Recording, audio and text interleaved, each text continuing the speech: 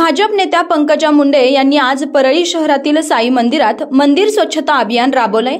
हातात झाडू आणि सुपली घेऊन त्यांनी मंदिराची स्वच्छता करत साईबाबांची आरती देखील केली आहे। आज देशभरात नाही तर संपूर्ण जगभरामध्ये प्रभू श्रीरामाचा नारा दिला जात असून संपूर्ण जग श्रीराममय झालं आहे। याच दरम्यान यावेळी पंकजा मुंडे मीडियाशी बोलताना म्हणाल्या की जर ते प्रभू श्रीराम असून त्यांना देखील वनवास चुकला नसेल तर मी सामान्य माणूस आहे असं म्हणत पंकजा मुंडे यांनी संघर्षावर भाष्य केले। तर यावेळी त्यांनी मनोज जरांगे पाटलांकडून अपेक्षा व्यक्त करत म्हणाले की रॅलीमुळे इतर कोणत्याही सामान्य व्यक्तीला त्रास होऊ नये अशी अपेक्षा यावेळी मुंडेंनी केली। दरम्यान जरांगे पाटलांनी जर आरक्षण मिळालं नाही तर पुन्हा गावबंदी करणार असल्याच्या इशाऱ्यावर देखील त्यांनी भाष्य केलंय। काय म्हणाल्यात पंकजा मुंडे पाहूयात।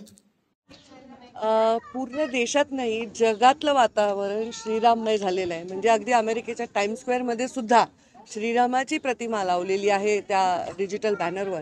ही किती मोठी गोष्ट आहे। म्हणजे किती वर्ष जगातले सर्व श्रीराम भक्त या क्षणाची वाट पाहत होते।